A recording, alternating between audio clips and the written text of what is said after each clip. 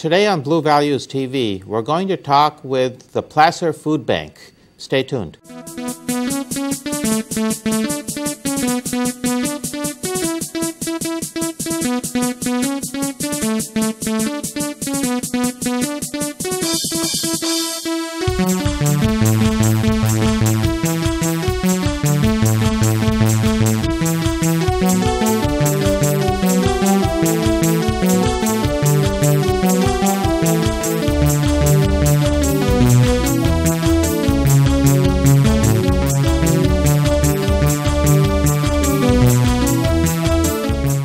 Welcome to Blue Values TV. Blue Values TV is a production of the Blue Values Coalition. The Blue Values Coalition aims to educate, inform, and engage our neighbors in the governance of our communities. Look for us online at bluevaluescoalition.org. Our guest today is Mr. David Martinez, the Executive Director of the Placer Food Bank. Welcome. Thank you. If I can call you David? Absolutely. So tell us, David, we're going to talk about the Placer Food Bank. Mm-hmm. Tell us about the mission statement of the food bank. Mm-hmm. What is it you're trying to accomplish, the size of it, how many people do you serve, and so on. Sure. So, our mission statement is very basic. Our purpose is to collect and redistribute food to the needy in our community. We also work through a network of partner agencies, and partner agencies are typically what we consider emergency food providers, on-site dining, and a variety of other food mission organizations, or at least have a part of that food distribution in their mission. Mm-hmm. And what kind of organizations are these partner organizations? They vary. They can be organizations that we're all familiar with, like Salvation Army, St. Vincent de Paul. Locally, there's also organizations like Quintanilla Foster Homes. So there's typically a wide variety of agencies that utilize our services. Tell us a little bit about the people that actually use the services of the food bank. Yeah. What are these people like? There's a variety of folks. So, in our community, we've been fortunate to experience some wonderful growth. We've seen the housing industry really grow in our area, and I think that during that growth period, there were a lot of folks that were working, whether it was in the home industry or in construction. Even the banks and the mortgage industry were, doing very well, and so people were very comfortable with the amount. But then when that dropped off, and the whole market slowed down for us, those people were out of work now. And typically you would see people that were college educated and were really struggling where to get placed back into the workforce. And so a lot of the clientele that we see now are food insecure due to the lack of work that they're getting. Lack of work, or some of the people are actually working? And there's also those that are working. So we know that 37% of the clients that we serve have at least one working adult in the family. So I think it really kind of, for us, it really opened up the doors to say, there's definitely less disposable income that people are working children? with. I believe right now 1 out of 5 of our children are food insecure. And I believe that number is right around 30,000 kids in our community that are food insecure. Overall, we have 81,000 that are food insecure in our community.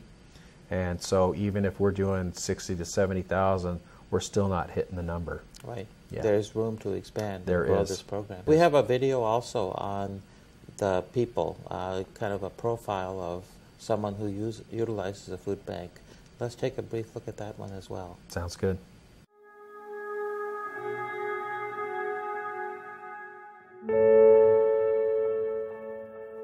I don't know what I would do without the food banks because I have a daughter who is extremely disabled. I found myself between a rock and a hard spot. I didn't have enough money. I didn't qualify for food stamps, but I didn't make enough for us to buy food. So I found myself at the food banks. Who wants to see anybody go hungry? And that's their mission in life, is to make sure that that my daughter doesn't go hungry. I couldn't be more grateful. All the people who donate, they have no idea how much we appreciate it. I just think, good, this is good for us.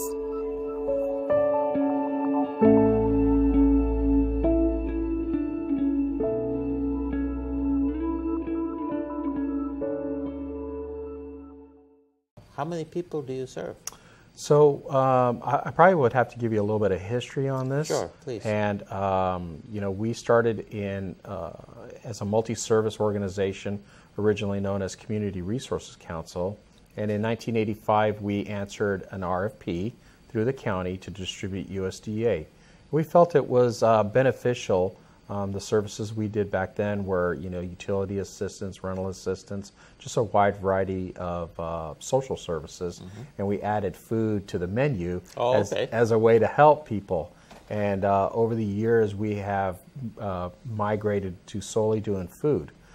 So to answer your question, what we do, and this is and so part of this is the recession that hit in 2007 and 2008 really changed the way we did business. We were a direct service organization, meaning that we took food and gave it directly to the public or to areas of a need. And then when the 2007-2008 recession hit, we had to completely change our model from a direct model to an indirect model. And the reason... Yeah, explain that a little Sure. bit. So in a direct model, we were servicing about 5,000 individuals a month, meaning that food was coming off of our truck and directly going to individuals. And by the time we got to the end of 2008, we were up to 40,000 individuals. Wow. So the demand just grew that much. The demand grew that much, and we did not, as an organization or any business model, we didn't have the infrastructure in place to handle such a big jump. So we moved to what they call an indirect model. And so what our focus is now is we collect, we're like the food distribution warehouse in Placer, El Dorado, and Nevada County. We are a Feeding America food bank. And what we do is we act as a distribution warehouse that collects this food, and then the agencies come to us and pick up the food, or in other outlying areas like in Grass Valley and even up in Placerville, we actually will send a truck up to other organizations in those areas. So you're providing a service not just here in Placer County, but this whole area. Correct. And mainly as a distributor at this point. Mainly as a distributor. It's a much more efficient model to manage. Yeah. We look at ourselves as the wholesaler, and the agencies are the retailers. So. Yeah. And that seems to be working for us right now. It's also expanding the circle. Now, you said the demand rose to about 40,000 people in the recession. It did. Now? We're probably consistently doing between 60 and 70,000 individuals per month. And that's in the three counties that you mentioned? That's primarily in Placer and in Nevada County. Majority of that's in Placer. Okay. We work with another food bank in El Dorado, the Food Bank of El Dorado County, and they probably do another 20,000 individuals per month just in that food bank alone. Fantastic. Now, the organizations, where do you get the food from? So we are part of Feeding America. We're actually a member of two organizations. One is Feeding America, which is the nation's food bank network.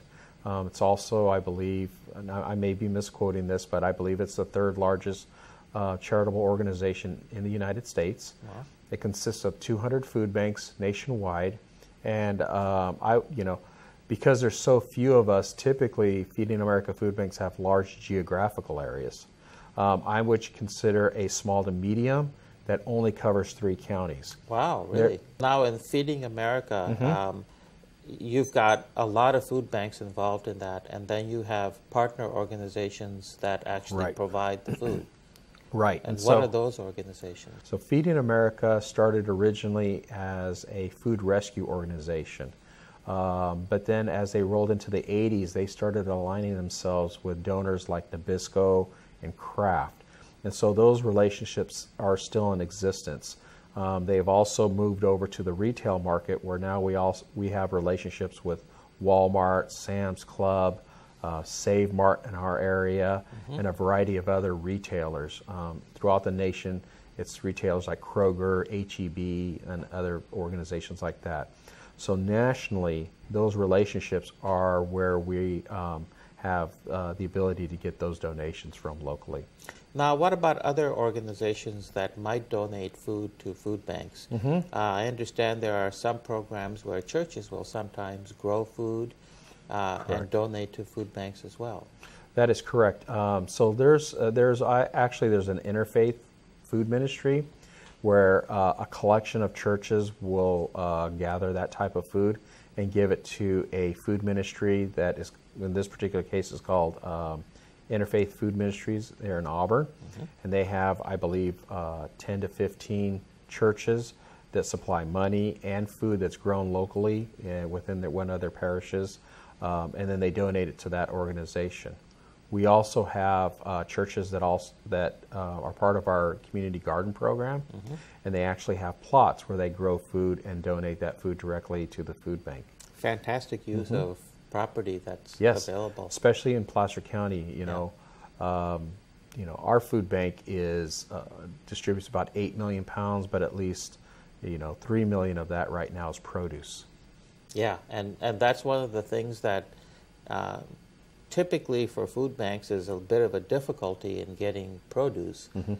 You are more fortunate because you're a part of this network. Right. You can get that produce. Correct. But a lot of food banks cannot. Right. Yeah, and that is a partnership with another organization called the California Association of Food Banks. They do the Farm to Families program, and last year the 42 food banks were able to acquire 150 million pounds of produce from farmers throughout the state. And so essentially what we did was the association went back to them and convinced them to continue with the donations, but that we as food banks would help in the packing of the produce, and so we were able to acquire produce for about 5 to 10 cents a pound. Wow. Yeah. Now, individuals also contribute food to food banks, whether they're correct. Cans or whatever. What, just give me an idea of the numbers involved. What fraction would you say comes from individuals versus entities, roughly, if you have those numbers? So we distribute about 8 million pounds, and I would say probably close to 1 million pounds come from individuals, and that's actually from local food drives. Okay. Yeah. So about 12%. About 12% is from individuals, and the remainder? The remainder is going to be the produce, which is just a little under 50%, and then we also acquire the national donations, which come from our retailers, and that's considerably a lot more. I would probably say that's probably upwards to about 2 million pounds that come from local retailers and national donations from Feeding America. And then the amount that you actually have to purchase is then relatively small, it sounds like. It's relatively small, but we have to manage. It's interesting. When we started surveying our agencies, we found out that they were all going to Costco or Whole Foods, or not Whole Foods, excuse me. They were going to Costco or they were going to Walmart, and they were purchasing product. So what we decided to do was to survey all of our agencies and say, because we have 83 agencies, and if all of them are buying corn or pasta, it made sense for us to find out how we could partner with the food banks in California and do bulk purchasing with them. Right. The efficiency of the purchase program and the network itself, you get some donations of money as well. What fraction of the money that's donated actually goes towards food for your customers? I would say, so in terms of our funding streams, about 53% of the funds that come to the food bank to support the food bank and its operations come from individual donations. For example, a big day of giving is going on right now. Right, in fact today. Yeah, in fact today. And there's a lot of folks that are donating directly to the food bank. Because food banks typically deal with really high efficiency ratios, we estimate that about 93 cents of every dollar goes to the acquisition and distribution of food. That's a marvelous efficiency, 93%. 93%. Fantastic. What else do you see as the vision of where you would like to take your organization in the future? I see that you're about more than just food banks. You've got other programs coming up too. Tell us about some of the other programs that you've got. So we are one of the first programs that we launched into, besides supplying the food to the partner agencies. We also got involved with the backpack program. And it turns out, and we were very surprised to learn this, but right down the street from the food bank, which is not too far from the Roseville Galleria, were schools that had over 50% of the school was on free and reduced lunch. And the income guidelines in order to qualify that are the same as you would on food stamps. And so we realized that this is a big issue because these are our children. And when we went back to one of the school principals and said, help us understand what's going on with food. And so they talked about their lunch program. They talked about how they're trying to implement, a breakfast program and how they're kind of getting rolling into that. But then we asked the question, so what happens to these children during the weekend? And they said, therein lies the problem. We really noticed that there is some food insecurity going on with those families, and the kids are they're struggling to learn, they're struggling to keep focus, and so we adopted one of the Feeding America programs, which is called the Backpack Program, that gives, I believe it's 2 meals a day for the weekend, a total of 6 meals. And they take this home on a Friday, and at least now they have healthy snacks. We currently do that and distribute to a little over 880 kids. We're nearing the 1,000 mark that we distribute every Friday to those kids. So that's one of our first programs that we got involved with. The second program that we got into was the CalFresh, which is a really unique way of us getting food out to people that doesn't require inventory passing through our warehouse. So food banks nationally support those efforts. The other thing is that you also have retailers that support that, because that means that people are using that money to purchase locally. So it is supporting our local communities. The other advantage that we see with the SNAP or the CalFresh is the fact that if folks are visiting the emergency food closets and they're not getting exactly what they need, they can use that money to acquire the more highly desirous, meats, eggs, and milk and stuff like that. Right. And then the final one is our community garden program. Yeah. And community gardens is a really neat project because, number one, it gets people back into a relationship with food, with growing. It allows children to participate with volunteering and understanding what it takes to grow food and getting them reintroduced to food. And last year, it was actually an additional 50,000 pounds of produce that came to the food bank that essentially you could say was organically grown. Yeah. So, so but that's the best part is just getting people involved in it. Just getting people involved.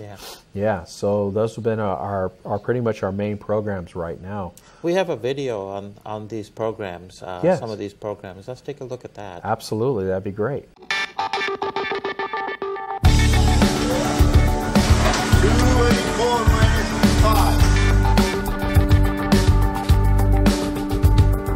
Every month, the Placer Food Bank serves over 70,000 of our local neighbors.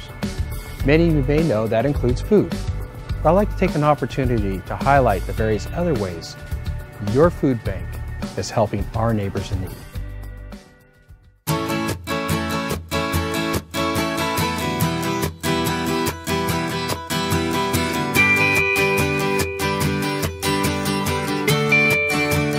Collaborating for Client events are just one of the ways the Placer Food Bank is serving our local community. These events allow us to unite our partners and our volunteers in a single place to provide resources like never before.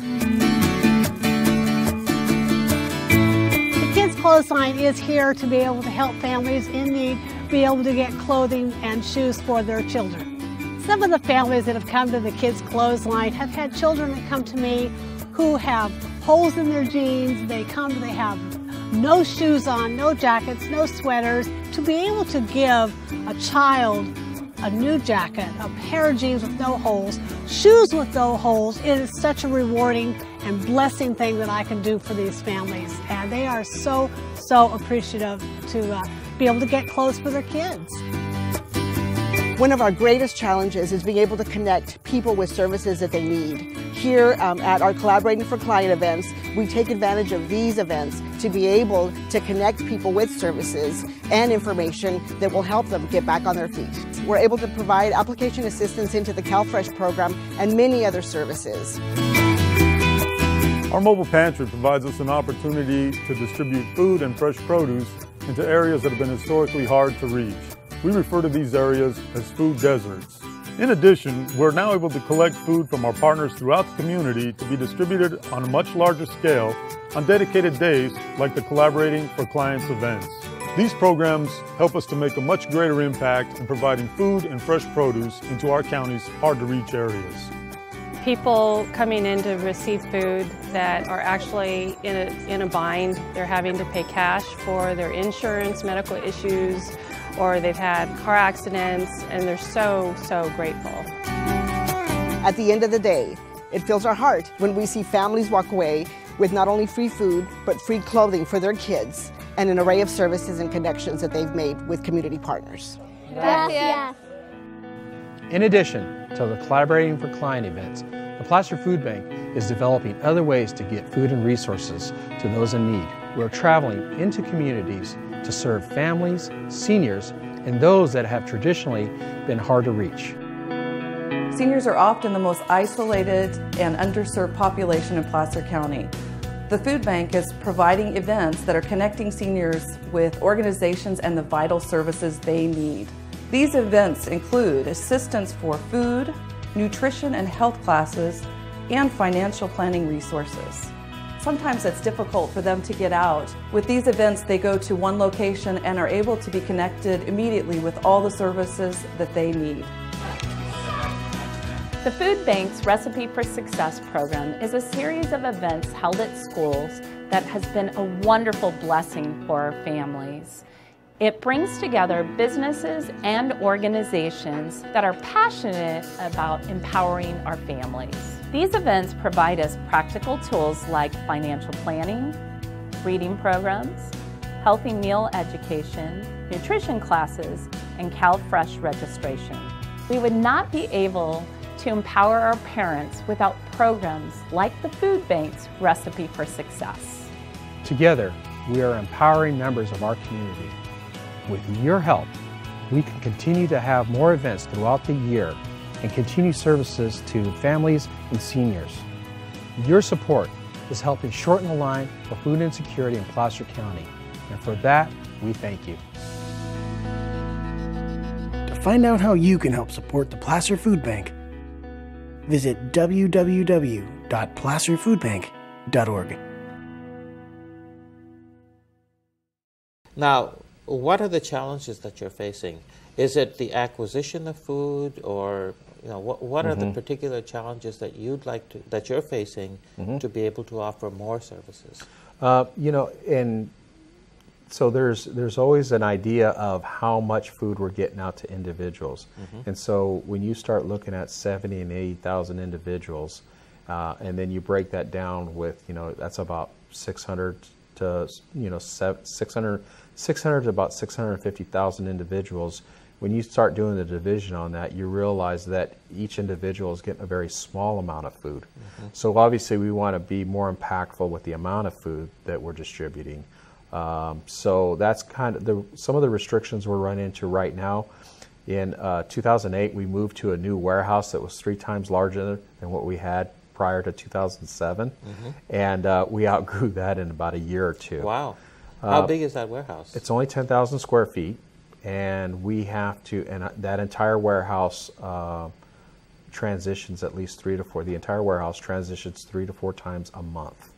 Wow. So it does cause some efficiencies because we're having to double handle product and move it around because it's so small. The other piece of that is that if we had a larger warehouse with the adequate amount of refrigeration, we could actually bring in more produce and then focus our time on one of our other challenges, and that's the distribution model. So while the agencies that we work with do an amazing job, they still have their own infrastructure restrictions that only allows them to take so much. So one of the programs that we're getting into right now is we've launched to a mobile pantry, and it's a farmer's market style distribution. And we just acquired our first tractor trailer to do that. And so we know that if we had a larger warehouse, we would probably increase our amount of food that's coming in produce by at least 30%. And get that back out into our getting community. a larger warehouse is essentially just a matter of money then. It is. Because that's a paid expense. It is a paid expense. Any idea roughly how much money we're talking about?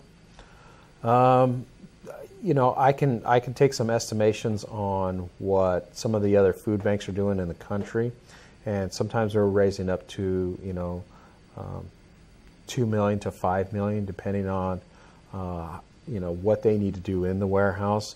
Refrigeration obviously is a costly proposition, but is very much needed. Yes. And I think that, you know, it's important to talk about why produce is such a necessary inventory item. When you start looking at your retail markets or your manufacturers, once a recession hit, they had to tighten up with their efficiencies. So on the back end, we see less and less donations because they just need to be efficient. They can't have waste. But being in California, we have, you know, we're fortunate to have produce, and so that became a very, you know, a very sought after inventory for us to bring in. The problem with it is that it has a very short life, and we have to have a quick turnaround, which means that you have to have refrigerated trucks, you have to have you know, a lot of refrigeration on hand in order to acquire it, control the temperature, because now we're dealing with food safety. And so these are all requirements of being a Feeding America food bank, that we have all of those things in place. Are there any other things that you'd like to leave our viewers with regarding the food bank and Sure. what you would like to see from them? Absolutely. You know, we feel like we've been successful because our community has supported us. And so one of the areas that folks can continue to support us is, obviously, there's always the need for the financial aspect of what we do. But there have been And where can people do that? How can they do that? They can go online to placerfoodbank.org and donate online. Or they can go right into our office and actually see our facility at 8284 Industrial Avenue, which is located right next to Arena Softball. And 8284? 8284 Industrial Avenue. Okay. Right next to Habitat. Is it Restore now? Restore, yes, that's right. And Arena Softball. So they can go to both of those locations. And the other part that they can do is they can actually volunteer. What kind of volunteers are you looking for? We have a very wide range of volunteers that we're looking for. So obviously there's always the immediate need of people that are helping us pick up at the stores, truck drivers, people in the warehouse. We also have people that sort through the donated food and prepare it. What we do is we repackage up a lot of the donations so that the agencies can load it up in their vehicles easily, or we can load it up in a truck easily. So there's a lot of repackaging going on. There's also repackaging and putting the backpacks together for the kids every week. So there's areas that they can get involved in that. And then on a more administrative level, we're always looking for people that have background in PR, accounting, marketing, logistics.